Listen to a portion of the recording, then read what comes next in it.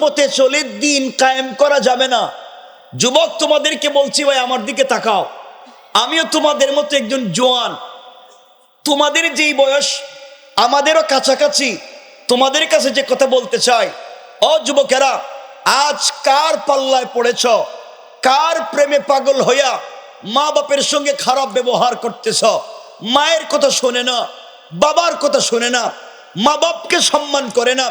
ওই যে তার এক গার্লফ্রেন্ড আছে, তার প্রেমিকা, ও যা বলে তাই, সারাদিন কাজ করে, অর্ধেক পয়সা ওর পিছনে খরচ করে দেয়। মাকে টেলিফোন দেওয়ার সময় নাই, বাবার খবর নেওয়ার সময় নাই। মায়ের প্রেশার হাই, বাবার ডায়াবেটিস, এগুলার খবর নাই। কিন্তু তার এই সমীর উদ্দিনের মেয়ে, হে খাইছে কিনা এটার খবর নেওয়ার জন্য মোবাইলে ব্যালেন্স লাগে, এটার জন্য রাত দিন কষ্ট করে। ও বুকার দল, তুমিও প্রেম করো, আমিও প্রেম করি। তোমার একজন প্রেমিক আছে, আমারও একজন প্রেমিক আছে। তোমার প্রেমিক তোমাকে জাহান্নামে নিয়ে যাবে, কারণ তোমার রাস্তাটাই ভুল। আর আমি যার সাথে প্রেম করি সে আমাকে কোনোদিন ছেড়ে দিবে না। তুমি যেই মেয়ের সাথে প্রেম করো, যুবক, তুই জানিস না যার জন্য জীবন যৌবন বিসর্জন করতে যাচ্ছিস, ওই মেয়ে যদি আগামীকালকে ঘুম থেকে উঠে সকালবেলা তোমার থেকে স্মার্ট, তোমার থেকে টাকাওয়ালা আরেকটা ছেলেকে পেয়ে যায়, হয়তো তোমাকে ভুলে যেতে 1 মিনিটও লাগবে না। যুবক, তুই জানিস না, তুমি 20,000 টাকা দামের চাকরি করো, সে আগামীকালকে যদি পায় আমেরিকা ইউরোপের সিটিজেনশিপ পাসপোর্টওয়ালা মুরব্বীও যদি পায়, হেরে বিয়া করে চলে যাইব, তোমার খবর রাখবে না। অর্থ হলো স্বার্থ যেদিকে, তোমার প্রেম ভালোবাসার স্বার্থ আর ওখানে থাকবে না। ও যুবক, তুমি যার সঙ্গে কথা বলো, একটা বার রাগ করে কথা বললে হয়তো টেলিফোন বন্ধ করে দিবে। হতে পারে তোমার টেলিফোন বন্ধ করে মায়ের পাশে ঘুমাচ্ছে বলে অন্য কারোর সাথে ভিন্ন সিম দিয়ে কথা বলতে পারে। দুনিয়াটাই দুঃখা, দুনিয়াটাই বেঈমানি, দুনিয়াটাই নাফরমানি। তুমি ধোঁকায় পড়ে গিয়েছ। রব আফসোস করে বলছেন, ইয়া আইয়ুহাল ইনসান মা গাররাকা বিরাব্বিকাল কারীম। ও মানুষ, তোমার কি হয়েছে? কে তোমাকে ধোঁকা দিয়েছে? আমার মতো মহান রব থেকে আমি না তোমাকে সব দিচ্ছি, আমি না তোমাকে এত বড় করেছি, সব আমি দিলাম। অক্সিজেন আমি দিলাম, হায়াত আমি দিলাম, হাত পা আমি দিলাম। আল্লাযী খালাকাকা, আমি সব করলাম। তুমি কেমনে আমাকে ভুলে যাও? এই জন্য প্রেম করো একমাত্র রবের সঙ্গে। যুবক, তুই জানিস না ভাই, আজকে দুনিয়ার সবাই স্বার্থপর। পৃথিবীর কাউকে 100% খুশি করতে পারবেন না। আপনি বিদেশ থেকে টাকা পাঠান, আপনার মা বাপ কোনো জিনিস চাইছে, যদি ঠিক মতো দিতে না পারেন, মা বাবা তোমার সঙ্গে ভালো ব্যবহার করবে না, স্ত্রীও করবে না। ভাই বোন বলবে বিদেশে গিয়া ঢাকা শহরে বড় চাকরি পাইয়া আমাদেরকে ভুলে গিয়েছে। অর্থ হলো রাত দিন গাদার মতো কাজ করে যাও, ওরাও তোমাকে একদিন ভুলে যাবে, কেউ মনে রাখবে না। সবাই তো স্বার্থপর। আল্লাহ বলছেন, বান্দা, দুনিয়ার মানুষের পিছনে ব্যর্থ চেষ্টা বাদ দিয়ে আমার পিছনে একটাবার নজর দাও। দুনিয়ার 100% সকল মানুষকে খুশি করতে পারবে না, কিন্তু আমাকে যদি একবার হাজারো নাফরমানি করে একবার আল্লাহ বলে ডাক দেও, আমি রব খুশি হইয়া তোমাকে আমার বুকে জড়াইয়া নেই। রব তো তার নাম। তুমি কেমনে সেই রবকে ভুলে বসে আছো? যুবক শোনো, আমার রসুলও প্রেম করেছেন, আমার আল্লাহ রসুলের সঙ্গে প্রেম করেছেন। তুমি যার সঙ্গে প্রেম করো সারা রাত গুনগুন করে কথা বলো, কারণ অন্ধকারাচ্ছন্ন সময় একাকী প্রেমিকের সঙ্গে কথা বলতে মজা লাগে, ভাল লাগে। আরে বুকা, তুই জানিস না, তুমি জানো না, আমার রব বলছেন লা তাখুযুহু সিনাতুম ওয়ালা নাওম। আমার তো ঘুম আসে না, আমি তো কথা বলতে চাই তোদের সঙ্গে, কারণ বানাইছি তো আমি, সম্পর্কটা আমার, ভালোবাসা আমার, আমি একটু কথা বলতে চাই। এই জন্য মাঝে মাঝে আমার রাসূলকে ডাক দিতেন, ইয়া আইয়ুহাল মুদ্দাসসির, ইয়া আইয়ুহাল মুজাম্মিল। মাঝে মাঝে বলতেন, কুম ফাআনজির ওয়া রাব্বাকা ফাকাব্বির ওয়া সিয়াবাকা ফাতাহির। ও চাদরওয়ালা, চাদর খোলো, ও কম্বলওয়ালা, কম্বলের নিচ থেকে বের হও। তুমি আয়েশার সঙ্গে শুয়ে আছো, তুমি খাদিজার সঙ্গে শুয়ে আছো। ও বন্ধু, আমি তো তোমার প্রেমিক, তোমার প্রেমে মা তো ঘুম আসে না, লা তাখুযুহু সিনাতুম ওয়ালা নাওম, তুমি কেমনে ঘুমায়া থাকো, আমি যে তোমার সঙ্গে কথা বলতে চাই। ও বন্ধু, তুমি তো জমিনে নিজের ঘরে ঘুমিয়ে আছো, আল্লাহু আরশে ইস্তাওয়া, আরশে আজিমে আমার একা একা ভাল লাগে না। তুমি ঘুম থেকে উঠো, ঠান্ডা পানি দিয়ে ওযু করো, বিছানাটা ছাড়ো, আর সেজদায় গিয়ে আমাকে ডাক দাও। আমি আসমানে থাকবো না, সাথে সাথে তোমার ঘরের দরজায় হাজির হয়ে যায়। রব তো তার নাম, তুমি কেমনে সেই রবকে ভুলে যাও? রব বলেছেন, বান্দা তুমি হাজার গুনাহ করো, হাজার নাফরমানি করো। শয়তান আল্লাহকে বলছে, আল্লাহ সালসালিম মিন হামাইম মাসনুন, পচা দুর্গন্ধযুক্ত নাপাক পানি দিয়া যে আদম বানাইছেন, আমি ওই আদমরে সাজদা দিব? এটা কখনো হতে পারে না, এই দুর্গন্ধওয়ালা জিনিসে সাজদা দিতে পারি না। অথচ শয়তান পৃথিবীর এমন কোন জায়গা নাই, এমন কোন মাটি নাই যেখানে আল্লাহকে সাজদা করে নাই। পৃথিবীর সকল কিতাবের হাফেজ ছিল শয়তান, পৃথিবীর সকল জায়গায় আল্লাহকে সাজদা করেছে, কিন্তু আল্লাহর হুকুম মেনে আল্লাহকে একটা সাজদা করেন, আল্লাহর হুকুম মেনে আদমকে একটা সাজদা করে নাই। এই জন্য সাজদা বেশি হওয়া কথা নয়, আল্লাহর হুকুম মেনে একটা সাজদাই লাইফের জন্য যথেষ্ট।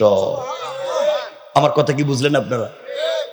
এই জন্য রাসূল বলেছেন, আখলিস দীনাকা ইয়াকফিকাল আমালুল কালিল, এই হাজার আমল নিয়ে বেজাল নিয়ে আল্লাহর সামনে না গিয়ে নির্বেজাল অল্প জিনিসও যথেষ্ট। আমার কথা কি বুঝছেন আপনারা? এই জন্যে বাবা, এত হাজার হাজার জিনিস করলাম, বিফলে সব গেল, এটা নয়। আল্লাহকে চিনো, আল্লাহর পথে আসো, রাসূলকে চিনো, রাসূলের পথে আসো।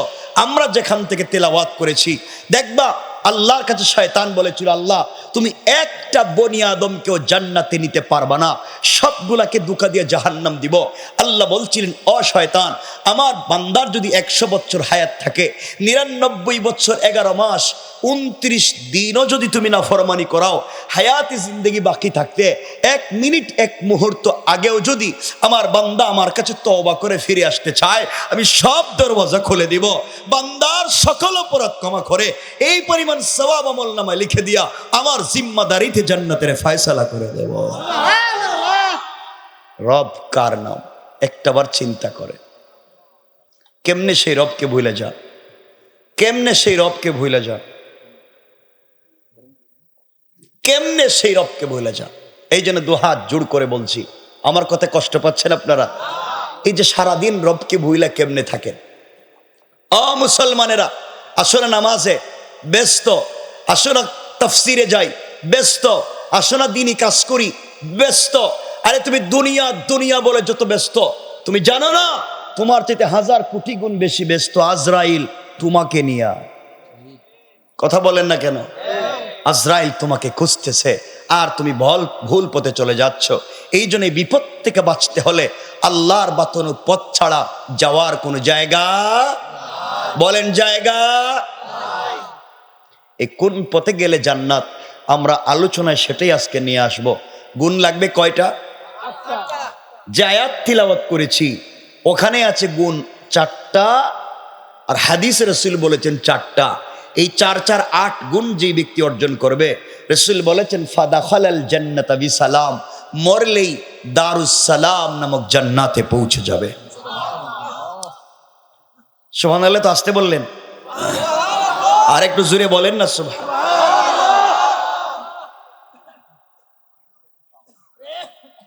কথাগুলো মনোযোগ দিয়ে শুনবেন। এই 8টা গুণের দিকে আমরা যাব, যদি সময় পাই আমরা বলবো। আমার মুসলমান বান্দাগণ গভীর মনোযোগ।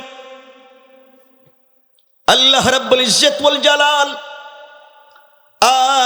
আখিরি জামানার পয়গম্বর সরকারে কায়নাত, দু জাহানের সরদার নবী রহমত জনাবে মুহাম্মদ রাসূলুল্লাহ সাল্লাল্লাহু আলাইহি ওয়াসাল্লাম কে আল্লাহ তাআলা জানিয়ে দিয়েছেন, বন্ধু আমার, দুনিয়ার জমিনে যারা আমি আল্লাহর গোলাম দাবি করবে, আশিক রাসূল দাবি করবে, আমি আল্লাহর গোলাম মনে করবে, আল্লাহর গোলামের গুণ কি, কোয়ালিটি কি, কন্ডিশন কি, আমার আল্লাহ কোরআনে কারীমের 19 নম্বর পারা 25 নম্বর সূরা আল ফুরকানের 63 নম্বর আয়াত থেকে আমার আল্লাহ বললেন, ওয়া ইবাদুর রহমানিল الذين يمشون على الأرض هونا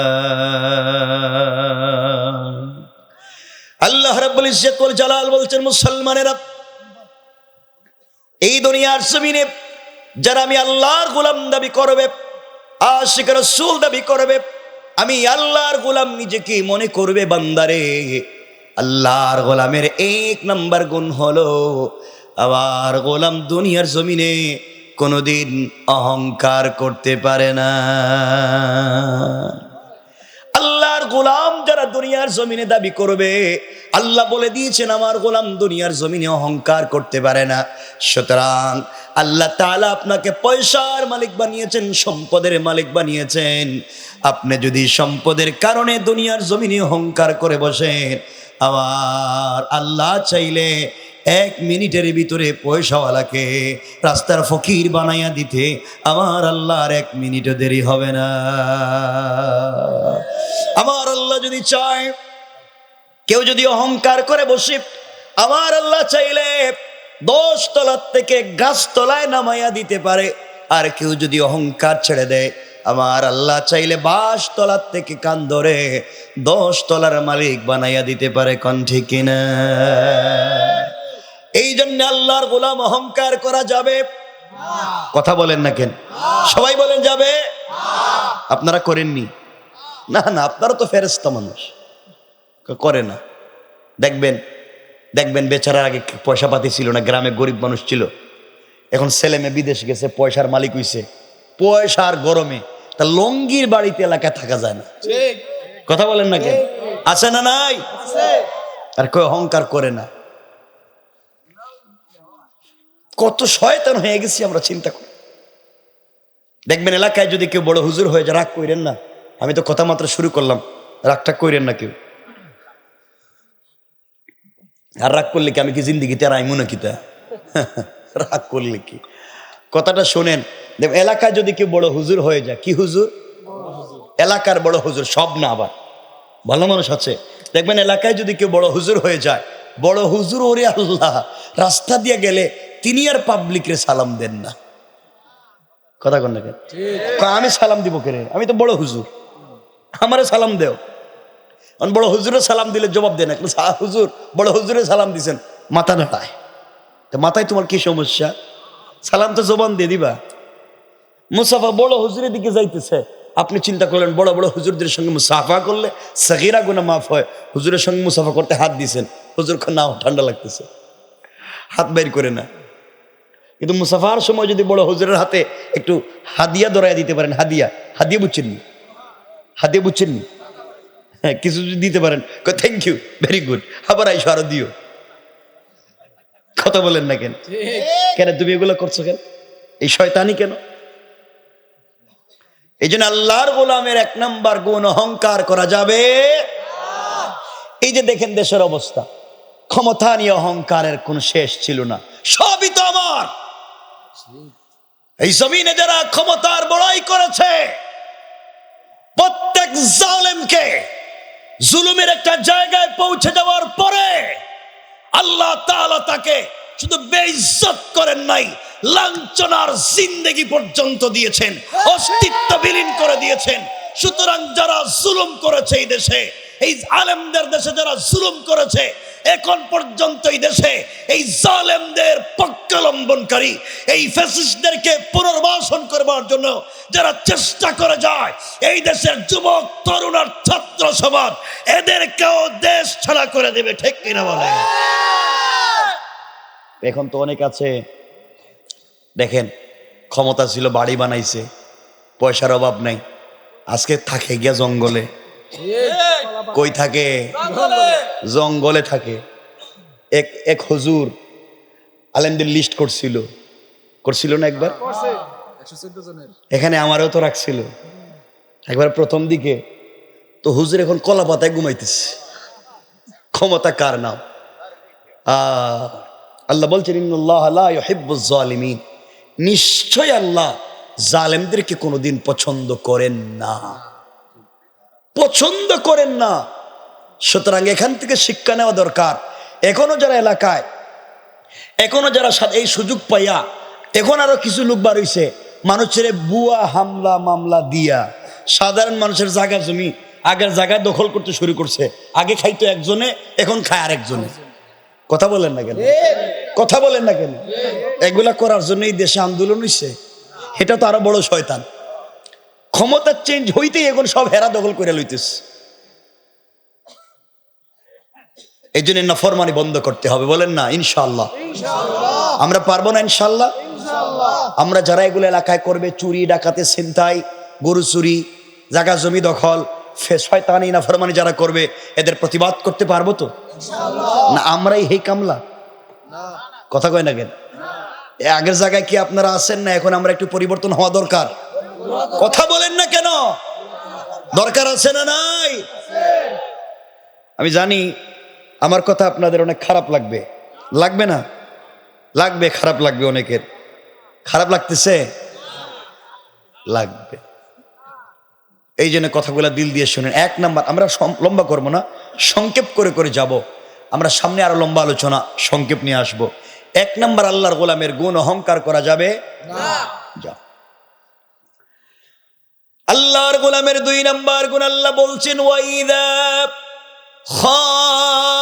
খাতাবাহুমুল জাহিলুনা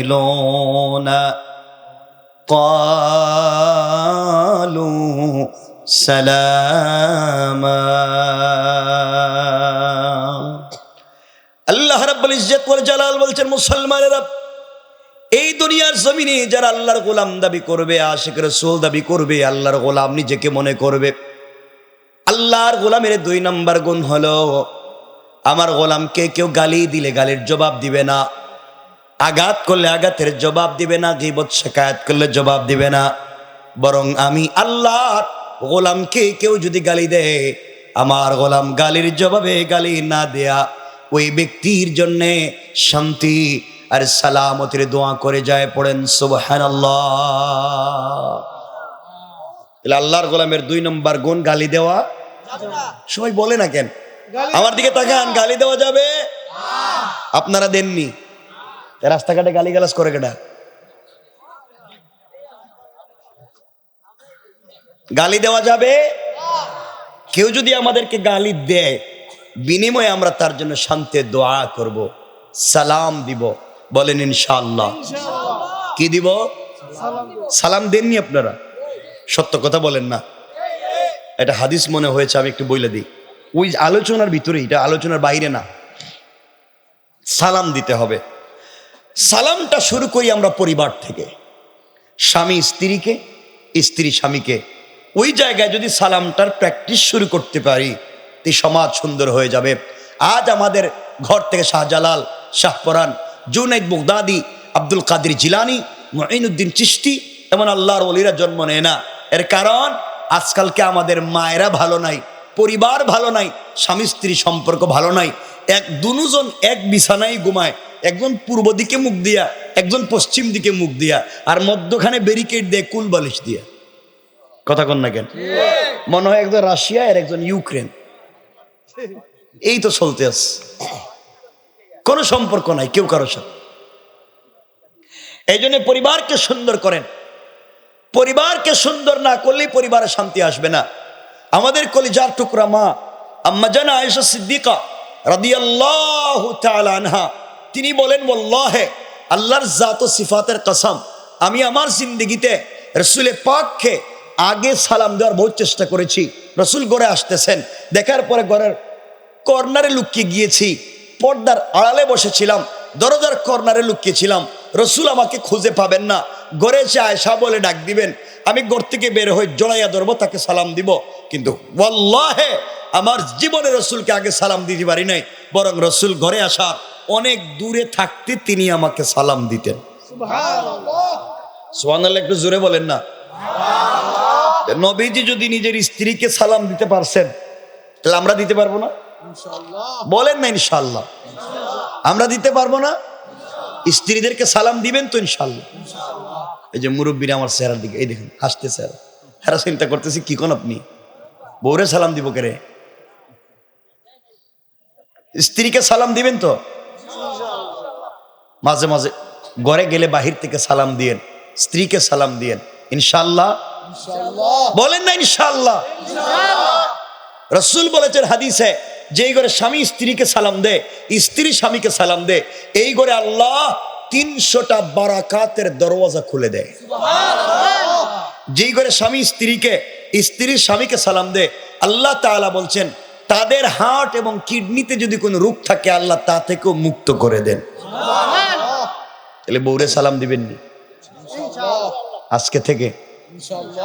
আজকে বাসায় গিয়েই ঘরের দরজায় দাঁড়াইয়া বলবেন, বউ আসসালামু আলাইকুম ওয়া রাহমাতুল্লাহ। বউকে, বৌমা এর আজকে কোন বুতে ধরলো? হ্যাঁ, মানুষে হাসবো মানে এই হাসবো, এটাই তো ইসলামে পরিবারের ভিতরে সমাজে নাই, এই জন্যই তো মানুষে হাসবো। এটাই তো ইসলামের সমাজ যে স্বামী স্ত্রীকে সালাম দিবে। সারা জীবন দিলেন না, তাহলে এই করে শান্তি পাইবেন কেমনি? এই জন্য সালাম দিবেন তো। আরে কথা বলেন না ইনশাআল্লাহ বলেন। মানে আমার সাথে কথা বলা লাগবে, এটা বুঝছেন তো? আচ্ছা, খিদে লাগলে কি আছে? তবারুক আছে, তবারুক না তবরুক, খাইবেন জনমের মতো। তাহলে কথা তো কয় লাগবে।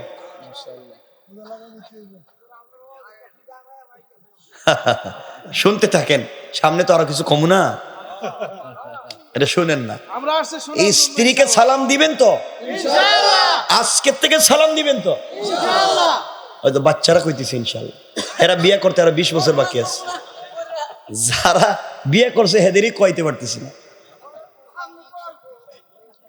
আপনারা করবেন নি এটা কোন?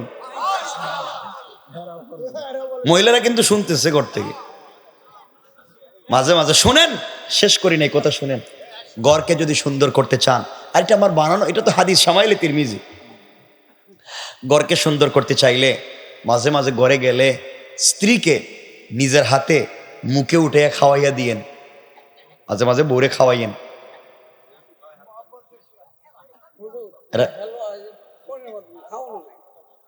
খাওয়াইবেন নি? কিছু খায় না দিকে এরা, কিছু তো বলছে মাঝে মাঝে বউরে খাওয়াইয়েন। খাওয়াই তো না, আওয়াজে মনে হইতেছেন। আজকেই খাওয়াইয়েন। ঘুমাই থাকবো কেন? ঘুম থেকে কুলে করে উঠাইবেন। আরে পরিবারে তো মোহাব্বত তো এখানেই, শান্তি তো ওখানেই। আপনারা তো বউরে বানাইছেন ঘরের কামলা, সারাদিন কাজ করায় আর বছরে বছরে বাচ্চা একটা সাপ্লাই দেয়। এই কাম কি বিয়ে করছিলেন? এগুলা করা যাবে না। স্ত্রীকে সম্মান করুন, স্ত্রীকে ভালোবাসুন, পরিবারকে চমৎকার করুন। দেখবেন এই ঘর থেকে শাহজালাল জন্ম নিবে, শাহপরান জন্ম নিবে, জুনাইদ বাগদাদি জন্ম নিবে। ইনশাআল্লাহ বলেন না? আমরা পারবো তো ইনশাআল্লাহ। স্ত্রীকে বুঝবেন, মাঝে মাঝে দুজনে একসাথে খেতে বসবেন, এক প্লেটে খেতে বসবেন। আল্লাহ তাআলা আমাদের সবাইকে কবুল করুক, বলেন আমিন। সংক্ষেপ করে করে যাচ্ছি। 1 নাম্বার অহংকার করা যাবে না, 2 নাম্বার গালি দেওয়া যাবে না। আল্লাহর গোলামের 3 নাম্বার গুণ আল্লাহ বলছেন, ওয়াল্লাযীনা ইয়াবিতুনা লিরাব্বিহিম সাজ্জাদাও ওয়া কিয়ামা। আল্লাহ রাব্বুল ইজ্জত ওয়াল জালাল বলছেন, মুসলমানেরা, এই দুনিয়ার জমিনে যারা আমি আল্লাহর গোলাম দাবি করবে, আশিক রাসূল দাবি করবে, আল্লাহর গোলামের 3 নাম্বার গুণ হলো, আমার গোলাম বিপদে পড়ে গেলে রুকু করবে, আমার পায়ে সিজদা করবে, আমার পায়ে সুজদা ওয়া কিয়ামা। সুতরাং যারা আজকালকে আল্লাহর পা ছাড়া পীরের পায়ে সিজদা করে, মাজারে মাজারে গিয়ে সিজদা করে, আল্লাহর কসম তারা আল্লাহর গোলাম হতে পারে না। হেকে না জোরে বলেন। এই জমিনে অনেক আছে নাকি মাজারে মাজারে গিয়ে সিজদা দেয়, পীরের দরবারে গিয়ে সিজদা আছে? এগুলো আছে। কত বড় শয়তান, পীরের পায়ে সিজদা করে। পীর কেডা? পীরকে কি কোন? আস্তাগফিরুল্লাহ। পীরের গোসলের পানিও নাকি খায়?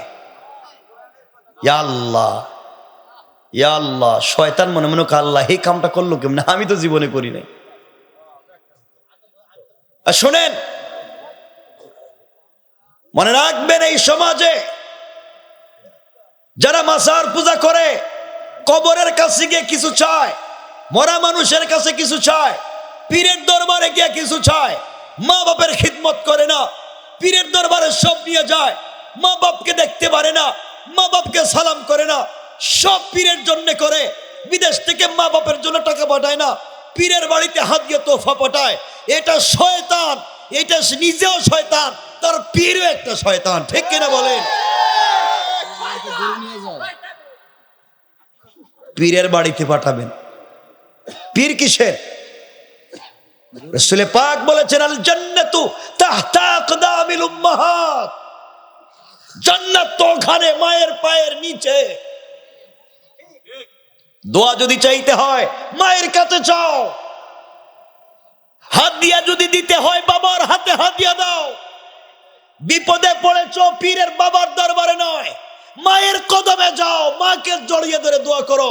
সারা পৃথিবীর একমাত্র বনি, এমনকি বনি ইসরাইলের পয়গম্বর মুসার মতো মানুষ কাবা ঘরের ইমামও যদি হাত উঠায়, তাদের দোয়া কবুল হবে কিনা, হবে কিনা সন্দেহ আছে। মার বাপ হাত উঠালে ফিরে আসে না। চাইবো মায়ের কাছে, বলবো মায়ের কাছে, দোয়া চাইবো মায়ের কাছে, হাদিয়া দিব মাকে বাপকে। মাকে কয় বুড়া, মাকে বুড়া কয়, আর বাপকে দেখতে পারে না, সে যায় পীরের কাছে। কিসের তোমার পীর? নামাজ পড়ে না, গাঞ্জার গন্ধ করে পুরা বডিতে। হ্যাঁ, শয়তানও রাস্তাঘাট বন্ধ করে দিছে এই পীর সাহেবের নাম শুই না। এত গন্ধে এদিকে কি যাওয়া যায়? শয়তানেরও তো একটা রুচি আছে, আর এখানে মানুষ যায়। এই সমস্ত বাদ দিতে হবে। মানে রাখবেন যুবকেরা, মন দিয়ে শোনো, এই দেশ মুসলমানদের দেশ, আলিম উলামার দেশ, পীর বুজুর্গের দেশ, অলি আব্দালের দেশ, গৌস কুতুবের দেশ, মাদ্রাসা মসজিদের দেশ, আযান ইকামতের দেশ, কোরআন সুন্নাহর দেশ, ইসলামী আন্দোলনের কর্মীর দেশ। এই দেশে কোনো বন্ডামি, নষ্টামি, শিরকি, বেদাতি চলবে না। যেই সমস্ত পীরেরা খানকা কুলে সমাজে বন্ডামি করে, এদের সবকিছু ভেঙ্গে তছনছ করে দেওয়া লাগবে, ঠিক কিনা বলেন?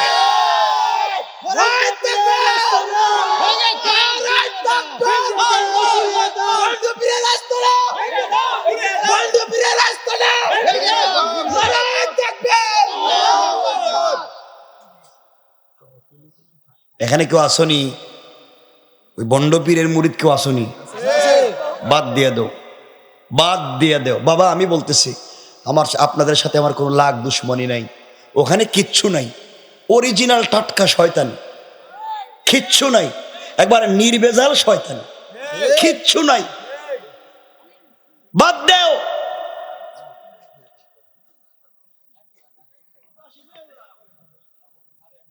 আমার দিকে তাকান, ওদিকে না। আপনারা নিজেরা নিজেরা কথা কইেন না। আল্লাহ বলছেন কোরআনে, শুনেন, আমি বানায় বলছি না। আল্লাহ বলছেন কোরআন, ইন্নাহু মান ইউশরিক বিল্লাহ ফাকাদ হারামাল্লাহু আলাইহিল জান্নাহ, যে শিরক করলো তার জন্য জান্নাত চিরতরে হারাম। ওয়া মাওয়াহুন নার, তার অরিজিনাল ঠিকানা জাহান্নাম। ওয়া মা লিজ জালিমিনা মিন আনসার, তার জন্য পৃথিবীতে কিয়ামতের দিনে কোনো সাহায্যকারী থাকবে না। পীর নাকি কইছে মরার পরে হে নাকি সব মুরিদরে একসাথে জান্নাত লিয়ে যাইব। পীরেরই তো খবর নাই, পীরেরই কিয়ামতের দিন গুরুস্থান চলবো, আর হে নাকি মুরিদরে লিয়ে জান্নাতে যাইব। কেমনে কথাগুলো মানুষ কোরআন হাদিস থাকতে কেমনে ওই পথে বিশ্বাস করে, আমি বুঝতে পারি না। যেখানে রাসূল বলছেন নিজের মেয়ে ফাতেমা কি, ইয়া ফাতেমা আনকিজি নাফসাকা মিনান নার, ও ফাতেমা নিজেকে জাহান্নামের আগুন থেকে বাঁচাও। আমি বাপের পরিচয় দিয়া কবরে কাজ হবে না, আমি বাপের পরিচয় কবরে চলবে না। রাসূল বলছেন, বিশ্বনবী সরকারে কায়নাত, যে কবরে আমার নাম কইয়া লাভ নাই, পিসাব কয় হে নাকি বাঁচাইয়া দিব। চিন্তা করেন কোয়েটা কি। আরেকগুলো বিশ্বাস করার লোকের অভাব নেই। বউর বাচ্চা হয় না, যায় পীরের কাছে, আব্বা কেমনে দিব, তো বাপ এই পিসাব কেমনে বাচ্চা দিব, যায় না অনেক লোক। ইয়া আল্লাহ, অথচ হজরতে ইব্রাহিম নবিয়্যুনা আলাইহিস সালাতু ওয়াস সালামের বাচ্চা হয় না, বউ বৃদ্ধা হয়ে গেছেন, বাচ্চা হয় না। ইব্রাহিম তো কারো কাছে যাননি। ইব্রাহিম আল্লাহকে বলছেন, আল্লাহ আমার বউ তো বৃদ্ধা হয়ে গেছে, আর আমারও তো দাড়ি সব পাকা, দাঁত মাত পড়ে যাইতেছে। আল্লাহ আমার তো মন চায় আমার বংশ থেকে একটা বাচ্চা থাকুক যে আমার পরে এই দেশে তাওহীদের দাওয়াত দিবে। আল্লাহ কেউ তো একটা তো ব্যবস্থা দিতে চাই। আল্লাহ কেমনে দিবেন? বিয়ে কি আরেকটা করুম নাকি? বিয়ে কি আরেকটা করতে হইব? আল্লাহ কয় না, বিয়ে করা লাগবে না, আমি চাইলে এই বৃদ্ধা বয়সেও বাচ্চা দিতে পারি। ঠিক কিনা জোরে বলেন? আল্লাহ দেন নাই? ইব্রাহিমকে বাচ্চা দেন নাই? শুধু বাচ্চা দিয়েছেন এটা নয়, সুসংবাদ দিয়েছেন ইব্রাহিম এমন বাচ্চা দিচ্ছি যেই বাচ্চার থেকে জন্ম নিবেন এই মিল্লাতের, এই পুরা দুনিয়ার রহমতের নবী, আখায়ে নামদার, তাজদারে মদিনা, সরকারে দু আলম, রাসূল পাক সাল্লাল্লাহু আলাইহি ওয়াসাল্লাম যেই বংশ থেকে জন্ম নিবেন সেই ইসমাইলকে তোমার ঘরে আমি জন্ম দিচ্ছি। সুবহানাল্লাহ। ইব্রাহিমকে বানালেন আল্লাহ মিল্লাতে আবিকুম ইব্রাহিম ওয়া সাম্মাকুমুল মুসলিমিন। ও ইব্রাহিম, মিল্লতের বাপ তোমাকে বানালাম। ইব্রাহিম তো কারো কাছে চান নাই, চাইছেন কার কাছে? কার কাছে? আল্লাহর কাছে চাইছে, আল্লাহর কাছে চাইছে। ইমরান এবং মারিয়ামের কথায় যদি যাইতো অনেক লম্বা। ইমরান এবং মারিয়ামের একটা বাচ্চা হইল না, হয় নাই? এটা কি কোনো পীর বাবার কাছে গেছিল? কথা বলেন না কেন? হেরা যায় পীরের কাছে। দিতে পারবেন কে? এই জন্য আলোচনার শুরুতেই বলেছিলাম হুকুম একমাত্র আল্লাহর। হুকুম এক, আলোচনার শুরুতেই হুকুম আল্লাহর, আর আমরা অনুসরণ করবো রসুলের। তরিকা হবে রসুলের, না বাপের তরিকা, পীরের তরিকা চলবে না। পীরের মুখে নাই দাড়ি, দাড়ি মুছ থাকলে দেখবেন এমন পীর আছে দাড়ি মুছ সব সমান করে দিছে, মাথার মধ্যে জটলা, গাঞ্জার গন্ধ করে, মাজারে মাজারে গিয়ে ভণ্ডামি করে, হেরা হয়ে যায় পীর। আর ভালো মানুষগুলোর কোনো খবর থাকে না। বাবা দুহাত জোর করে বলছি, আল্লাহর ওয়াস্তে না বুঝলে আমাকে বলেন, কিন্তু এই পথ ছেড়ে দিতে হবে। জোয়ান যারা আছো, যুবকেরা, আমার সঙ্গে শপথ নেও, আমাকে বলো আমরা আর এই ভণ্ডামি এই সমাজে এলাকায় চাই না। বলেন না চাই না। চাই না। পুরা এলাকায় পুরা এলাকায় মিলে যত গাঁজা পাওয়া যায় পীরের বাড়িতে গেলে বেশি পাওয়া যায়। আর যদি ওই যে উরুস হয় মাঝে মাঝে, হয়নি এগুলা? হয়।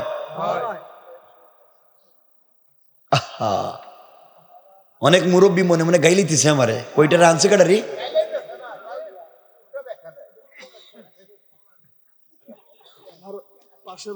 এমনে বসি নাই, পড়ালেখা জানা মানুষ, মনে রাখেন দুনিয়ার লাইনেরও পড়া, আখেরাতের লাইনেরও পড়া। ভং সং করবেন না আমার সামনে। কেউ না বুঝলে দাঁড়ায় বলেন যে বুঝি নেই। আসেননি কেউ? বলেন, কেউ আসেন এখানে যে বলেন তো একজন বলেন যে পিসাব আমারে শাফাআত করে জান্নাতে নিয়ে যাবে, একটা হাদিস একটা আয়াত বলেন। কেউ আসেন এখানে যে পিসাব জান্নাতে নিতে পারবে শাফাআত করে? একজন বলেন একটা হাদিস থাকলে বলেন। দাঁড়ান কেউ যে পীর সাহেব শাফাআত করবে, কবরে আসবে, কিয়ামতের দিন আপনারা নিয়ে একসাথে নৌকায় উঠে জান্নাতে লইয়া যাইব, কেউ থাকলে বলেন। আসেন কেউ? দাঁড়ান। মানে রাখবেন, মাজারে কোন জিনিস মান্নত করা হারাম, চাইরা মজবে হারাম, চাইরা তরিকায় হারাম। যারা কবরে যায় শিরিক করে, যারা পীর সাহেবের কাছে যায় শিরিক করে, পীর মুশরিক, মুরিদ মুশরিক, সবগুলা জাহান্নামী। ঠিক কিনা বলে? কথা কি বুঝছেন আমার? আর যদি বুঝে না ধরে আমাকে বলেন যে হুজুর আমি বুঝিনি, আমি আবার বলে দিব, আবার এ আয়াতে নিয়ে আসবো। কিন্তু পরিষ্কার করে বলে দিলাম, রব বলেছেন এই পৃথিবীতে ইবাদত হবে একমাত্র কেবলমাত্র তার, হুকুম তারই, তরিকা রসুলেরই, আর কারো নাই। পরিষ্কার পরিষ্কার। আল্লাহর রাস্তায় পথে যায়েন না। আমি জানি আপনাদের খারাপ লাগবে, কিন্তু না বুঝলে আমাকে বলেন, অমুক পীর তমুক পীর, শুনতে শুনতে এখন শুনি ল্যাংটা পীরও বুঝে আছে একটা, খিতা পীর, গাতের পীর, সব পীর বানায় দিছে। আল্লাহ আল্লাহ আল্লাহর কোনো জিনিস বানায় ওই ল্যাংটা পীরের দরকার, যার সব দেখা যায় হেও নাকি পীর, সব দেখা যায় হেও পীর হয়ে গেছে। এটা তো পাগল, এটা তো পাগল, এ পীরই বকেন।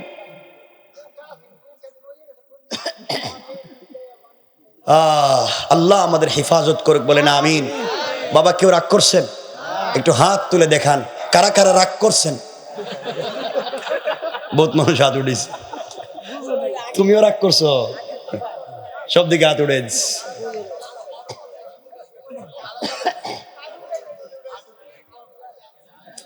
এজন্য আমার সাথে বলেন, সবাই বলেন মাজারে মান্নত করা, সবাই বলেন মাজারে মান্নত করা, পীরের পায়ে সেজদা করা, কবরে সেজদা করা, পীরের কাছে বাচ্চা চাওয়া হারাম। এই কাজ এলাকায় করা যাবে, চলতে দেওয়া যাবে। পরিষ্কার পরিষ্কার? কারো জানা আছে কিছু? জানতে চান? আর প্রশ্ন আছে? কালকে থেকে আর ঝামেলা করবেন না এলাকায়, কোন ঝামেলা করবেন না এলাকায়। তাহলে আমরা 3 নাম্বার গুণ পাইলাম। আর দেখেন আল্লাহ বলছেন, আমি না, ওয়াল্লাযীনা ইয়াবিতুনা লিরাব্বিহিম সুজদান ওয়া কিয়ামা, সিজদা যদি দিতে হয় রবরে, কিয়াম যদি করতে হয় রবের জন্য। কিয়াম মানে কি? ওই যে তারা কিয়াম, এটা কইতেছি না, কিন্তু এটা নামাজের কিয়ামের কথা আল্লাহ বলছেন। সুজদান ওয়া কিয়ামা, আল্লাহ বলছেন সিজদা আমার জন্য, কিয়াম মানে দাঁড়ানো আমার জন্য। আগে বলছেন ওয়াল্লাযীনা ইয়াবিতুনা লিরাব্বিহিম, একমাত্র রবের জন্য দাঁড়াও, একমাত্র রবের জন্য সিজদা করো। বলছেন কে? আল্লাহ। কোন পীরের কথা আইছেনি? না। আল্লাহ আমাদের হেফাজত করুক, জোরে বলেন আমিন। আমিন। আমি আলোচনা নিঃশেষে নিয়ে আসি। 1 নাম্বার অহংকার করা যাবে না, 2 নাম্বার গালি দেওয়া যাবে না, 3 নাম্বার রুকু সিজদা কার পায়ে? বলেন না কার পায়ে? আল্লাহর পায়ে। 11টা হয়ে যেতেছে কিন্তু। হ্যাঁ, 4 নাম্বার গুণ মনোযোগ দিয়ে শুনেন শেষ পর্যন্ত কি বলতে চাই। 4 নাম্বার গুণ আল্লাহ রাব্বুল ইজ্জত ওয়াল জালাল বলছেন, যেটা আমার উচ্চ আয়াত। আল্লাহ বললেন ওয়াল্লাযীনা ইয়াকুলুনা রব্বানা সরিফ আন্না আযাবা জাহান্নাম ইন্না আযাবাহা কানা গরামা। আল্লাহ রাব্বুল ইজ্জত ওয়াল জালাল বলছেন, মুসলমানেরা, এই দুনিয়ার জমিনে যদি কেউ আমি আল্লাহর গোলাম দাবি করে, আশিক রাসূল দাবি করে, আল্লাহর গোলামের 4 নাম্বার গুণ হলো, আমার গোলাম সাকারাত শুরু হয়ে যাওয়ার আগে, গারাগারা শুরু হয়ে যাওয়ার আগে, কবরে চলে যাওয়ার আগে, মালাকুল মউত পৌঁছে যাওয়ার আগে, আমার বান্দা যদি তার পুরা জিন্দেগির অপরাধের জন্য ক্ষমা চায়, 1 নাম্বার আমি আল্লাহর কাছে ক্ষমা চাই। 2 নাম্বার বান্দার হক নষ্ট করে থাকলে বান্দার হক পৌঁছাইয়া দেয়। তওবা করার নাম শুধু আস্তাগফিরুল্লাহ পড়া নয়। তুমি বান্দারে ঠকাই আস্তাগফিরুল্লাহ পড়লা, তুমি একটা টাটকা বাটপার। কারণ আস্তাগফিরুল্লাহর মাধ্যমে তওবা হয় না, হক যার পাওনা তার কাছে পৌঁছে দেওয়ার নাম তওবা করা। এক কথায়, কারো হক নষ্ট করলে দিয়ে দিতে হবে, তার নাম তওবা করা। কাউরে আঘাত করছি, ওই আঘাতের বদলা ফিরিয়ে দিতে হবে, তার নাম তওবা। কেউকে গালি দিয়েছি, ওই গালির বদলা তার সামনে দাঁড়াইয়া বলতে হবে, তুমি আমাকে গালি দেও, সাওয়া ইম বাইনানা ওয়া বাইনাকুম, হয়তো সমান সমান হবে, নচেত তুমি আমাকে ক্ষমা করে দাও। আল্লাহ বলছেন, বান্দার হক থাকলে আল্লাহ কোনোদিন সেই বান্দাকে ক্ষমা করে দিবে না। কথা কি বুঝতে পারছেন আমার? এই জন্য মাফ চাইব কার কাছে? মাফ চাইব কার কাছে? প্রথমে যার হক মারছেন তার কাছে। গ্রামে দেখবেন হক মারার ওয়াস্ত বুঝে না পাবলিক, রাগ কইরেন না আবার। আপনাদের ইমাম সাহেব কে এলাকা, মসজিদ এলাকা? এই যে, আচ্ছা আচ্ছা আচ্ছা, মাশাআল্লাহ। তো আমি তো চিনি না সবাই ইমাম সাহেব। আচ্ছা শুনেন, একটা গ্রামে 100-200 ঘর থাকে না? থাকে না? 100-200 ঘর থাকে। প্রত্যেক বাড়িতে দেখবেন 2-4টা বাচ্চা প্রাইভেট পড়ে না? গ্রামের সবাই মিলে খাওয়া দাওয়া করে, ইনকাম করে, বাচ্চাদেরকে স্কুলে পড়ায়। সব ঠিক, শুধু এক গ্রাম থেকেই মাসে প্রাইভেট টিচারের পিছনে 2-3 লাখ টাকা যায় না, যায় না? কিন্তু পুরা গ্রাম মিলে হুজুরে 10,000 টাকা দেয় না। কথা বলেন না কেন? কেন এই কাম কি? হুজুর কি কামলা? এর বউ বাচ্চা নাই? এরপরে দেখবেন যে বউর সাথে পারে না, এ হুজুর রে কয়, হুজুর বাথরুম ময়লা কেন? বাথরুম তুমি পরিষ্কার করো। বাথরুম হুজুর পরিষ্কার করবে কেন? অজুখানা ময়লা কেন? তুমি পরিষ্কার করো। পরিষ্কার ফতোয়া। আবার বলে দিচ্ছি, পরিষ্কার ফতোয়া। ইমাম সাহেবকে দিয়ে বাথরুম পরিষ্কার করাও, অজুখানা পরিষ্কার করাও, মসজিদ ঝাড়ু দেওয়ানো ইমামের কাজ নয়। আবার বলছি, এটা ইমামের কাজ নয়। আপনি যদি তাকে দিয়ে কাজ করাতে হয়, তাকে নিয়োগ দেওয়ার সময় নিয়োগপত্রে কি কি কাজের বিনিময়ে পয়সা দিবেন ওটা লিখে নিতে হবে। যদি শুধু নামাজের জন্যই রাখেন, নামাজের বিপরীতে আদার্স কোনো কাজ করাতে পারবেন না, সব হারাম, সব হারাম। এমনকি বহুত ইমাম সাহেবকে সভাপতি নিজের খরচ নিয়ে বাড়িতে পাঠায়। কথা বলেন না কেন? এগুলা বন্ধ করতে হবে। আপনারা এতজন মানুষ গ্রামের নামাজ পড়েন, ইমামের বেতন দেন না 5,000। কোন দিনে যে একজনের জান্নাতে দিতে পারবেন না, একজনও জান্নাতে দিতে পারবেন না, ইমামের হক দিবেন না। ও বেচারা যদি কিয়ামতের দিন আল্লাহ আল্লাহ রিক্সার ড্রাইভারের মাসের বেতন 15,000, হেরা আমার দে 5,000, 11 মাস বাকি, আমার টাকা আগে দেন, এরপর ওদেরকে জান্নাতে ছাড়েন, তো টাকা ওখানে কার কাছে পাইবেন?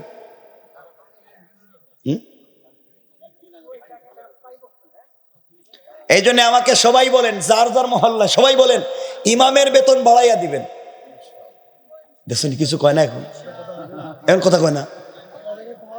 জুড়ে বলেন ইনশাআল্লাহ, জুড়ে বলেন ইনশাআল্লাহ। দিত না মনে হয়, দিত না এই জন্য ইনশাআল্লাহ কয় না। কয় কি কয় শুনছি মাঝে মাঝে অনেক জায়গায় নাকি কয় হুজুরদের এই কম টাকা যে বরকত হয়। কি সুন্দর পাঞ্জাবি, হ্যাঁ কয় না, কয় যে বরকত, হুজুরের এই 5,000 যদি যে বরকতে, তুমি ওই কামে লাইনে যাও, তুমি আসো কালকের থেকে চাকরিতে, অজু তো ঠিক থাকবে না। এই জন্য আল্লাহর ওয়াস্তে বাবা ইমামদেরকে সম্মান দেন। কারণ মনে রাখবেন, ইমাম পুরা গ্রামের দায়িত্ব নিয়ে নামাজে দাঁড়াইছে। ও যদি ভুল পথে যায়, ওর যদি নিয়ত খারাপ হয়, ওর যদি একটু আপনাদের ব্যাপারে ভিন্ন চিন্তা হয়, একজনও জান্নাতে যাইবেন না, একজনও না।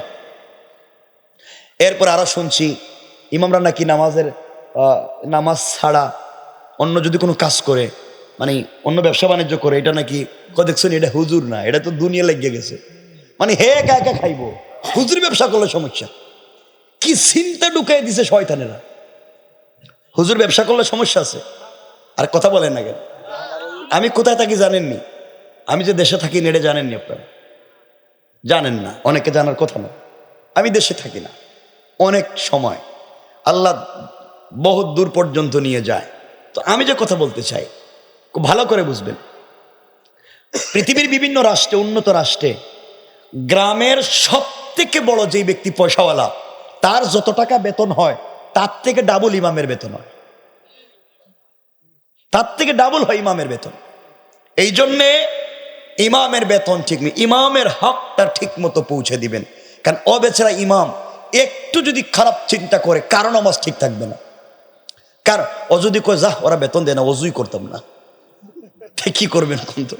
ও যদি কয় যা নামাজ তো একদিন আমার যাইতো, অজু ছাড়া এদের নামাজ পড়াবো, বেতন দিবা না, অজু করতাম না। ইমাম তো একজন যাইবো, পুরো গ্রাম লিয়া তো যাইবো না, পরের চিন্তা না, গেরে ইমাম তো একজন যাইবো, তো গ্রাম শ্রদ্ধা তো লইয়া যাইবো। আপনি একজন রে জাহান্নামে ভাড়াইবেন কম টাকা দিয়া, আর পুরো গ্রাম বাচ্চা যাইবেন। এজন্য ইমামও বাঁচবে, গ্রামবাসীও বাঁচবে। বলেন ইনশাআল্লাহ, সবাই জুড়ে বলে লাগবে ইনশাআল্লাহ। বল এখানে বলেন, মুরব্বী যারা আছে হেরা কোক ইনশাআল্লাহ কন, বেতন বাড়াইয়া দিবেন। এই মসজিদের মতো অল্লিকে আপনার বেতন কত?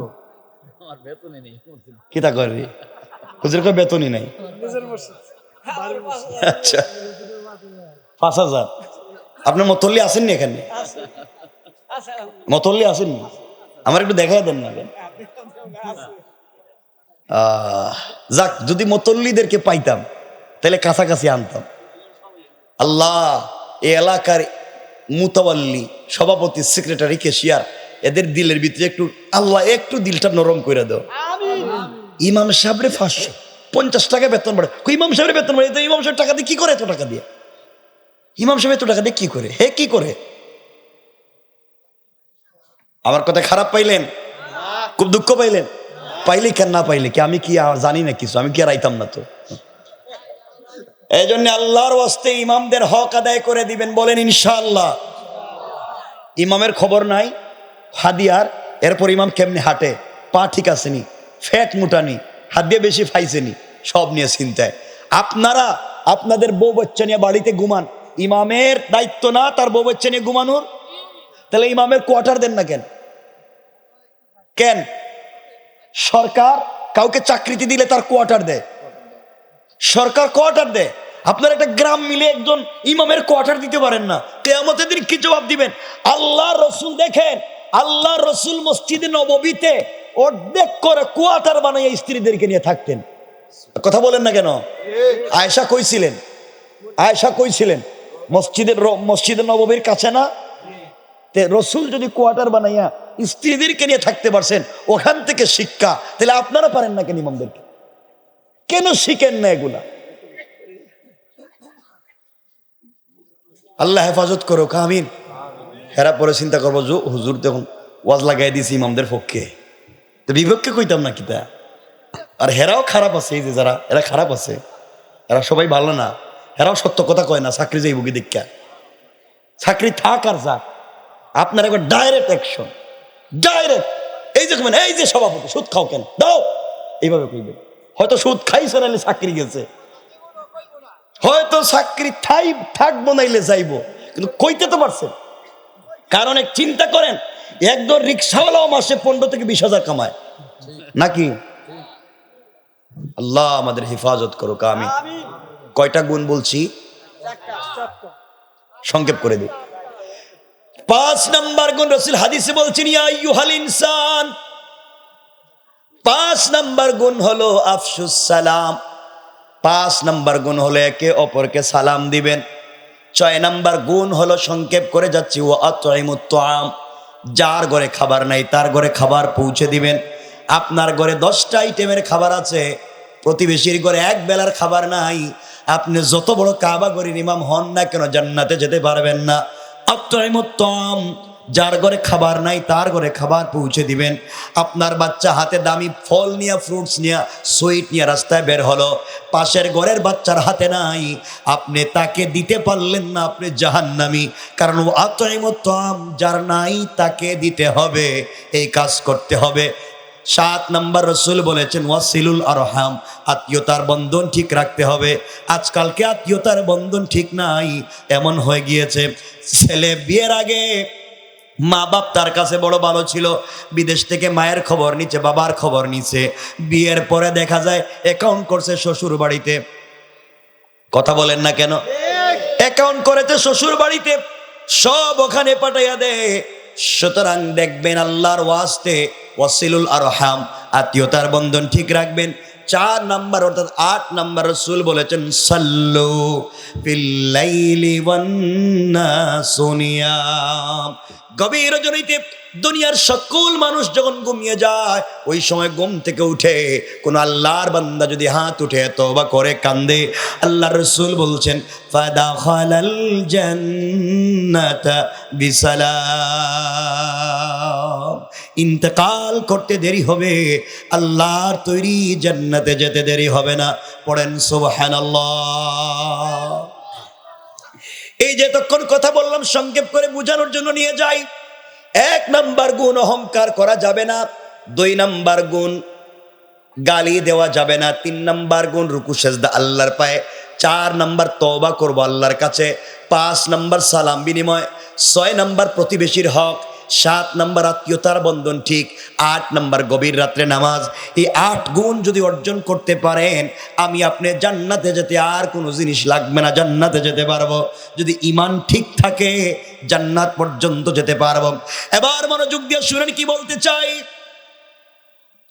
এই 8 গুণ তখনই অর্জিত হবে যখন এলাকার মানুষ সুন্দরভাবে চলবে, যখন এই রাষ্ট্রের সকল জায়গায় কোরআন পৌঁছে যাবে, কারণ আজকালকে রাষ্ট্রের সকল জায়গায় কোরআন পৌঁছে যায় নাই, কোরআন দিয়ে সমাজ চলে নাই।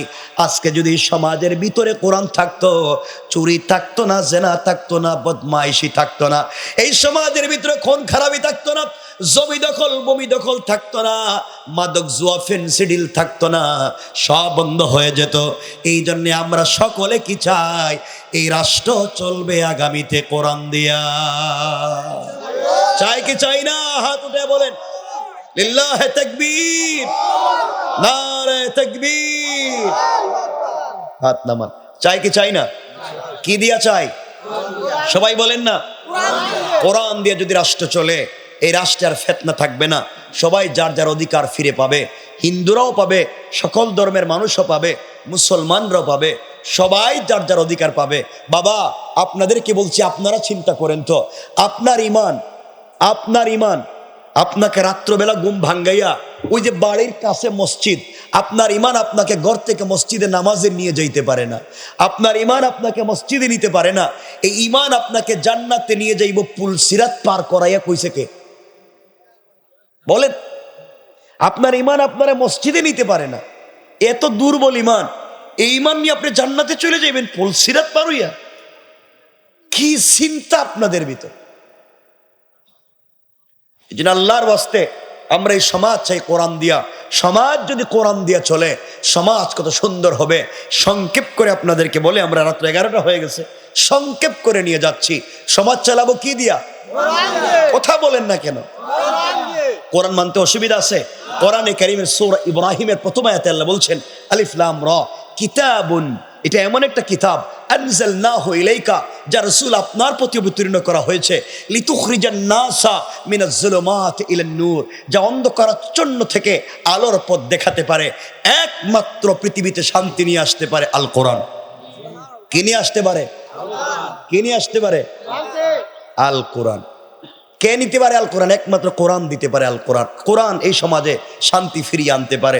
কোন পীর সাহেব শান্তি আনতে আনলো না এতদিন। পীর সাহেব শান্তি মনে রাখবেন। কথা আর একটা মনে পড়ে গেছে, 1 মিনিটে বইলা দিই। গাড়ির ড্রাইভার যদি ঠিক না থাকে, প্যাসেঞ্জারের সিটে বসে জিকির করে লাভ নাই। পীর সাহেব প্যাসেঞ্জারের সিটে বসে তসবিহ পড়বেন, জিকির করবেন, মুড়িদের কুরমা ফুলাও খাইবেন। আর ড্রাইভার যদি গাঁজাকুর হয়, ইয়াবাকুর হয়, তাইলে ডাকায় না গিয়া পদ্মা ব্রিজের নিচে নামাইয়া দিব। গাড়িও ডুববো, ড্রাইভারও যাইব, পীর সাহেবও যাইব। কথা বলেন না কেন? না গাড়ি যাইব, পীর সাহেব বাঁচবো? কথা বলেন। এই জন্য প্যাসেঞ্জারের সিটে বৈশা তসবি মাইরে লাভ নাই। প্যাসেঞ্জারের সিটে বৈশা শুধু তসবি পড়লে হবে না, আগে ড্রাইভিং সিটে যদি কোনো মাতাল থাকে, ওই মাতালরে সরাইয়া ওই ড্রাইভিং সিটে বসাতে হবে কোরআনওয়ালাকে। ঠিক কিনা জোরে বলেন? এতটুকুন তো বুঝছেন।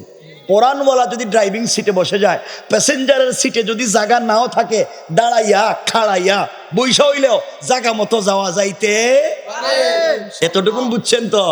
সুতরাং প্যাসেঞ্জারের সিটে নয়, ড্রাইভিং সিটে একজন কোরআনওয়ালাকে বসাতে হবে। বসালে কি লাভ, এই কথাটাই 1 মিনিট 2 মিনিটে বলে দেই। রাত্র 11টা কষ্ট হবে না তো ইনশাআল্লাহ? অনেক রাত্র হয়ে গেছে। হ্যাঁ, এটা কি কিতা? এটা কি কোথায়? তাদের অর্জিত টাকায় তাদের ফুর্তি করে উড়ায়। কিতা বুঝছে না? তার স্ত্রীরা তা আমাদের আমোদ ফুর্তি করে উড়ায় দেয়। আচ্ছা আচ্ছা, যদি সুযোগ পাই বলে দিব না। প্রবাসীদের টাকায় মাহফিল, কিন্তু প্রবাসীরা বাড়িতে টাকা পাঠায়, বউ সেই টাকা নিয়ে ফুর্তি করে, তো হেরে থালাক দেয় না কেন? এরা করে রাখছে কেন? হেটা কোন এই শয়তান রে, জালিম রে রাখছে কেন? টাকা পাঠাইবো হে, আর ঘুরবো লইয়া তার আরেক নাগর রে লইয়া। কথা বলেন না কেন? এর ঘরে রাখছে কেন? হেরে ডিভোর্স দেয় না কেন? এজন্য শোনেন, আমরা বলতেছি তো সংক্ষেপ, 11টা তো হয়ে গেছে, আর কত বলা যায়? কষ্ট হচ্ছে? একটু হাত তুলে দেখান কার কার কষ্ট হয়।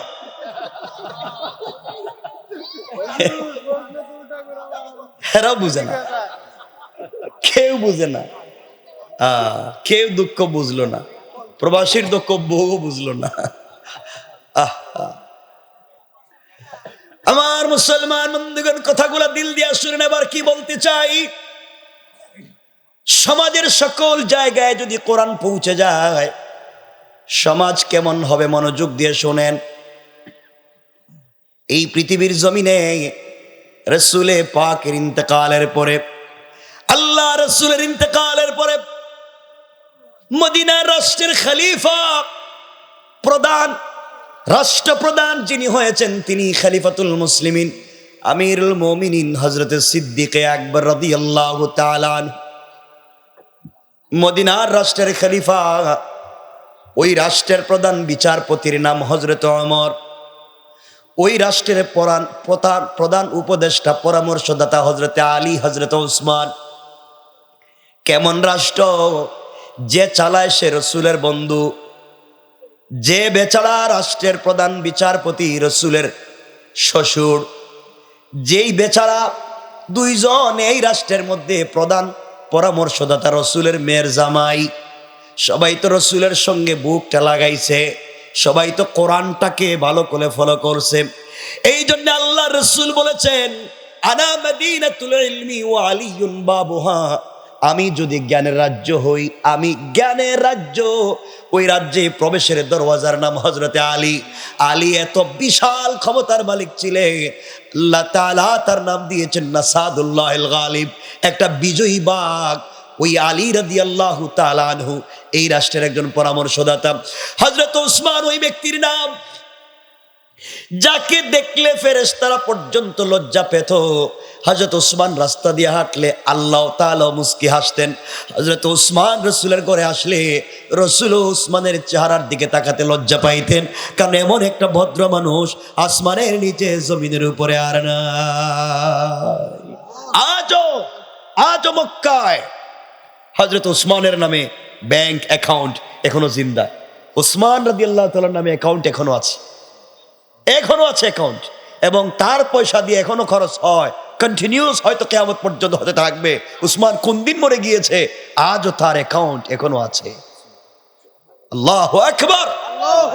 উসমান কেমন গনি হয়েছিল, কেমন গনি, আজও চলে। হযরত সিদ্দিক আকবর ফজরের সালাত পড়ে, কথাগুলা বুঝবেন, শুধু ওয়াজের জন্য নয়, কথাগুলা বুঝবেন। একজন ইমাম কেমন হয়, একজন সমাজ কেমন হয়। আমার রাসূল সাল্লাল্লাহু আলাইহি ওয়াসাল্লাম মদিনার মসজিদের ইমাম ছিলেন না ছিলেন না? সবাই বলেন। রাসূল মসজিদে নববীর ইমাম ছিলেন, এই মসজিদের খতিব ছিলেন। রাসূল মদিনার বাজারের ব্যবসায়ী সমিতির সভাপতি ছিলেন, বাজারের ব্যবসায়ীও ছিলেন। রাসূল সাল্লাল্লাহু আলাইহি ওয়াসাল্লাম মদিনা নামক রাষ্ট্রের প্রেসিডেন্ট ছিলেন। রাসূল যুদ্ধের ময়দানে সেনাপতি ছিলেন। রাসূল একজন শ্রেষ্ঠ স্বামীও ছিলেন, শ্রেষ্ঠ বাবাও ছিলেন, শ্রেষ্ঠ সমাজের লিডারও ছিলেন, এলাকার সবথেকে বড় মুরব্বিও ছিলেন। রাসূল যদি ইমাম হয়ে সব করতে পারছে, তাহলে আপনার এলাকার ইমাম হয়ে বাজারে কেন ব্যবসা করতে পারবে না? বলেন। আরে হুজুরের বেলায়, রাসূলের বেলায় বুঝেন, আর ইমামের বেলায় লোকেন না। এটার নামই ঈমান, এটার নামই ইসলাম। কথাগুলা দিল দিয়া বুঝবেন। হযরতে সিদ্দিকে আকবর খলিফা, হযরত সিদ্দিকে আকবর মসজিদে বসে আছেন, ফজরের সালাত পড়ে। উসমান এসে সালাম দিয়া বলছে, দিল দিয়া শুনেন কি বলতে চাই। সালাম দিয়া বলছে, ভাই আবু বকর রে, আমি জানতে চাই আল্লাহর রাসূলের ইন্তেকালের পরে তুমি রাষ্ট্র কি দিয়ে চালাও? হযরত আবু বকর বললেন, আমি তো কোরআন দিয়ে রাষ্ট্র চালাই, রসুলের তরিকায় আল্লাহর হুকুমে কোরআন দিয়ে রাষ্ট্র চালাই। আবু বকরকে উসমান বলতেছে, আবু বকর বলো, যেই রাষ্ট্র কোরআন দিয়া চলে, যেই রাষ্ট্রের খলিফা আবু বকর, ওই রাষ্ট্রের যদি একজন নাগরিক না খেয়ে মারা যায়, একজন সাধারণ নাগরিক, এই রাষ্ট্রের একজন সাধারণ নাগরিক যদি না খেয়ে মারা যায়, আল্লাহর আদালতে কি আপনাকে জবাবদিহি করতে হবে? হযরতে আবু বকর বলছেন, ভাই ওসমান রে, একজন সাধারণ নাগরিক কেন, আমার রাষ্ট্রে যেই রাষ্ট্র কোরআন দিয়া চলে, এই রাষ্ট্র একটা কুকুর যদি না খেয়ে মারা যায়, একটা বিড়ালও যদি বিনা চিকিৎসায় মারা যায়, আল্লাহর আদালতে আমাকে জবাবদিহি করতে হবে। কোন সুবহানাল্লাহ। চিন্তা করেন, কুকুর বিড়ালেরও অধিকার আছে, মানুষের অধিকার কি পর্যন্ত প্রতিষ্ঠিত হবে যদি রাষ্ট্রে কোরআন যায়? সিদ্দিকে আকবরকে উসমান বলছেন, তাহলে শোনেন, আমি আসার সময় দেখে এসেছি আপনার রাজ্যের একজন বিধবা মহিলা বৃদ্ধা মহিলা আপনার রাজ্যে 3 দিন শেষ হয়ে আজকে 4র্থ দিন সকাল হয়ে গিয়েছে, তার ঘরে কোনো খাবার নাই, তার স্বামী নাই, বিধবা সন্তানও নাই, বৃদ্ধা মানুষ চোখেও দেখে না। এই মহিলার বাড়িতে আজ পর্যন্ত কেউ খাবার পৌঁছে দেয় নাই, প্রতিবেশীও দেয় নাই। রাষ্ট্রের পক্ষ থেকে আপনি প্রেসিডেন্ট খাবার দিলেন না, কিয়ামতের দিন কি জবাব দিবেন? সিদ্দিক আকবর বলছেন, ভাই আমি নতুন। সবাই বসা। সিদ্দিক আকবর বলছেন, একজন মহিলার বাড়িতে কর্মচারী কোথায় পায়? বিনা পারিশ্রমিকে বিনা পয়সায় কে কাজ করে দিবে? একজন সাধারণ নাগরিকের ব্যাপারে কথা চলতেছে ডাইরেক্ট প্রেসিডেন্টের দরবারে। চিন্তা করলেন, কেউ তো দাঁড়ায় না, বিনা পয়সায় কাজ করে দিবে, কেউ দাঁড়ায় না। এমন সময় রাষ্ট্রের প্রধান বিচারপতি, চিফ জাস্টিস হযরত ওমর, এত গরম মানুষ ছিলেন, এত গরম যে রসুলের মাথা কাটতে গিয়েছিল, আজ এত নরম হয়েছে একমাত্র কোরআনের কারণে। হযরত ওমর দাঁড়িয়ে গেলেন, চোখের পানি ছেড়ে বলছেন, সিদ্দিক আকবর আমিরুল মুমিনিন, চিন্তার কারণ নাই। ওই মহিলার বাড়িতে আজকে থেকে বিনা পারিশ্রমিকে আমি খাদেম হয়ে গেলাম। সিদ্দিক আকবর বলছেন, শোনো ওমর, তুমি রাষ্ট্রের সুপ্রিম পাওয়ার, প্রধান বিচারপতি, তোমার তো অনেক দায়িত্ব আছে মন্ত্রণালয়ে। কোন সময় অফিসের কাজ করবা, কোন সময় মহিলার বাড়িতে কাজ করবা। ওমর বলছেন, খলিফাতুল মুসলিমিন, রসুল পাকের তো বেশি দিন খিদমত করতে পারলাম না, ওই মহিলার খিদমত করে আল্লাহর রসুলের সামনে কিয়ামতের দিন দাঁড়াবো। আমি অফিসে যাওয়ার আগে সকালবেলা মহিলার বাড়িতে কাজ করে দিব, অফিস থেকে বাড়িতে ফেরার পথে কাজ করে দেব। সিদ্দিক আকবর বলছেন, কোনো পয়সাও পাবা না, কিন্তু দায়িত্ব নেওয়ার পরে যদি ঠিক মতো আদায় না করো, 1 সপ্তাহের ভিতরে আমি আবু বকরের দরবারে জবাবদিহি করা লাগবে। আর হাজার হাজার মুসলমানদের সামনে বলছি, তুমি দায়িত্ব নেওয়ার পরে যদি দায়িত্ব আদায় না করো, কিয়ামতের দিনে আল্লাহর আদালতে রসুলের সামনে তোমাকে কাঠগড়ায় দাঁড় করাইয়া দেব। চিন্তা করেন, প্রধান বিচারপতির সঙ্গে কেমন কথা। আর আমাদের গ্রামের, আমাদের এলাকার পাড়া মহল্লার কোনো পাতি নেতা হয়ে যায়, তারও পা কিন্তু মাটিতে লাগে না। ঠিক কিনা জোরে বলেন? আমার কথা কি আপনারা বুঝতেছেন? হযরত ওমরকে আবু বকর বললেন, যাও, আজ থেকে তোমার দায়িত্ব, ডিউটি হয়ে গিয়েছে, ঠিক মতো আদায় না করলে খবর আছে। আমার বন্ধুগণ, কোন সিকিউরিটি গার্ড নাই, প্রধান বিচারপতি একা একা চলে। পরের দিন সকালবেলা ফজরের সালাত পড়ে নাস্তা সেরে আস্তে করে মহিলার বাড়িতে পৌঁছে গেলেন।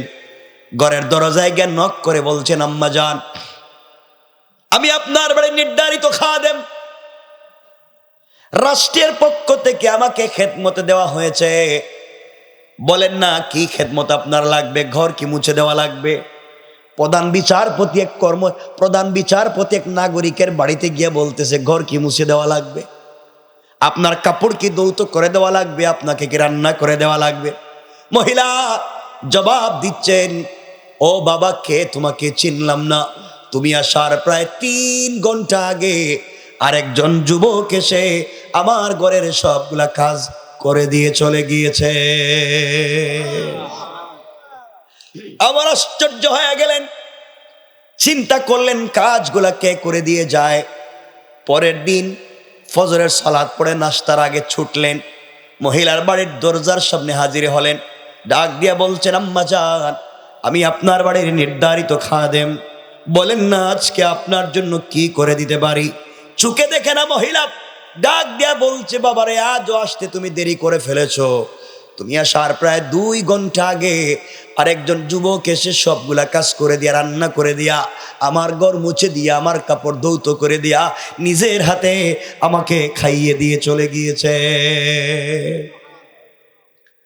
ওমর দেখলেন 2 দিন পর্যন্ত দায়িত্ব আদায় করতে পারলেন না। 3 নাম্বার দিন ফজরের সালাতের আগে তাহাজ্জুদের সালাত পড়ে বের হয়ে গেলেন, দেখি তো আজকে কি হয়। তো 3টি দিন যখন ফজরের সালাতের আগে তাহাজ্জুদ পড়ে পৌঁছে গেলেন, ঘরের দরজায় গিয়ে নক করে বলছেন, আম্মা জান, আজও আমি এসেছি 3য় দিন, বলেন না আপনার জন্য কি করতে পারি? মহিলা ডাক দিয়ে বলছেন, বাবারে, আজও আসতে দেরি করেছ, তুমি আসার প্রায় 1 ঘন্টা আগে আরেকজন যুবক এসে আমাকে খাইয়ে দিয়া আমার 2টা হাত উপর দিকে উঠাইয়া বিড় বিড় করে কি যেন দোয়া করছে আর চলে গেছে।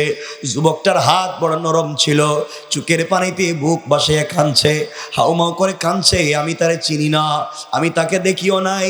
কান্না করে বলছে, মা আমাকে ক্ষমা করে দিও। আর কিছু বলে নাই। ওমরের মাথা গরম হয়ে গেল। অফিসে পৌঁছে গেলেন। পরের দিন সারাদিন কেটে গেল। রাত্রবেলা তাহাজ্জুদের সালাতেরও আগে হাতে তরবারি নিলেন, তরবারি কুশমুক্ত করলেন, যুদ্ধের পোশাক পরলেন। আজ যাব, আরো আগে যাব, যাকে পাবো শরীর থেকে মাথা আলাদা করব। আমাকে বেইজ্জত করে দিচ্ছে। 2 দিন পরে আবু বকরের দরবারে আমি কি জবাব দিব? আমি না আবু বকরের কাছে 1 সপ্তাহের ভিতরে রিপোর্ট দিতে হবে। এখন পর্যন্ত কোনো দায়িত্ব আদায় করতে পারলাম না। আর আমরা দায়িত্ব পাইলে যা পাই পাবলিকের মাইরা খাই। হযরত ওমর 4র্থ দিন তাহাজ্জুদের সালাতের আগে মহিলার বাড়ির দরজার সামনে পৌঁছে গিয়েছেন। দরজায় নক করার আগে তাকাইয়া দেখে ঘরের ভিতরে মিটমিট করে আলো জ্বলে। কোনো একটা যুবকের কণ্ঠ শোনা যায়। তিনি বুঝতে পেরেছেন যুবকটা আজ ধরা পড়েছে। অন্ধকারে দাঁড়িয়ে আছেন। কিছুক্ষণ পরে সংক্ষেপ কথা, যুবক ঘর থেকে বের হয়ে চলে যায়। হযরত ওমর গর্জন দিয়ে বলেছে, যুবককে তুমি দাঁড়াইয়া যাও, 1 পা সামনে যাবা না। আমি আবার বলছি, আমার হাতে তরবারি, তোমার শরীর থেকে গর্দন আলাদা করে দেব। হাত উঠে উপর দিকে সারেন্ডার হও। কে তোমাকে পারমিশন দিয়েছে এই মহিলার ঘরে অন্ধকার রাত্রবেলা আসবা? যুবক 2টা হাত উপর দিকে উঠাইয়া মাথা নিচের দিকে করে আগন্তুক সারেন্ডার হয়ে গিয়েছে। হযরত ওমর আস্তে আস্তে করে যুবকের কাছ পর্যন্ত পৌঁছে গেলেন। কাছে গিয়া আর নিজেকে সামলিয়ে রাখতে পারলেন না, হাউমাউ করে কাঁদতে লাগলেন। হাতের তরবারি মাটিতে ফেলে দিলেন।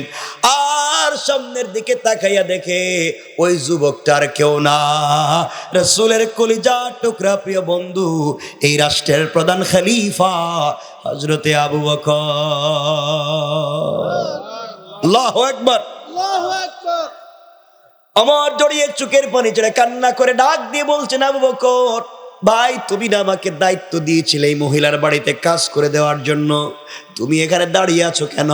তুমি কেন এই মহিলার বাড়িতে কাজ করে দিয়েছো? আমাকে একটু বলে যাও।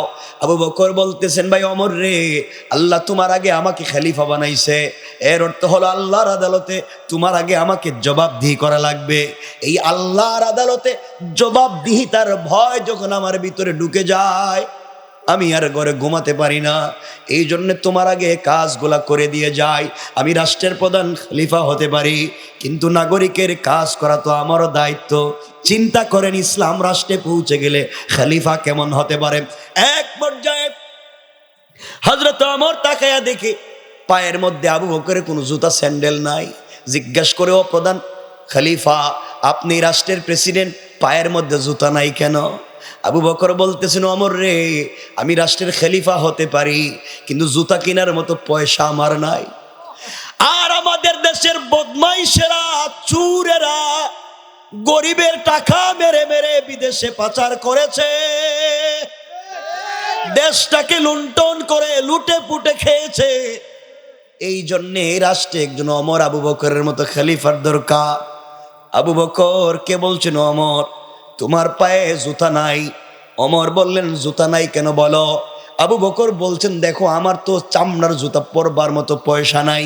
আমার একটা খড়মের কাঠের জুতা আছে। কাঠের জুতা দিয়ে যদি মদিনার রাস্তায় হাঁটি, পাথরের রাস্তা খট খট করে রাত্রবেলা আওয়াজ হবে। এই আওয়াজ হলে অনেক মানুষের ঘুম ভেঙে যাবে, অনেক মানুষের ইবাদত নষ্ট হয়ে যাবে। আমি ভাঙ্গা জুতা পরে মানুষের কষ্ট দিতে চাই না। এই জন্যে আমি খোলা পায়ে, খালি পায়ে মহিলার বাড়িতে কাজ করে দেই। কোটি কোটি টাকা রাষ্ট্রের সামনে থাকার পরেও যেই খলিফা জুতা পরার মতো পয়সা খরচ করে না।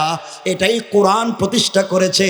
আমাদের রাষ্ট্রেও যদি এমন কোরআন চলে আসে, এই রাষ্ট্রের মধ্যে চুরি চামারিও থাকবে না, ফিতনাও থাকবে না, দুর্নীতিও থাকবে না। কোন ঠিক কিনা?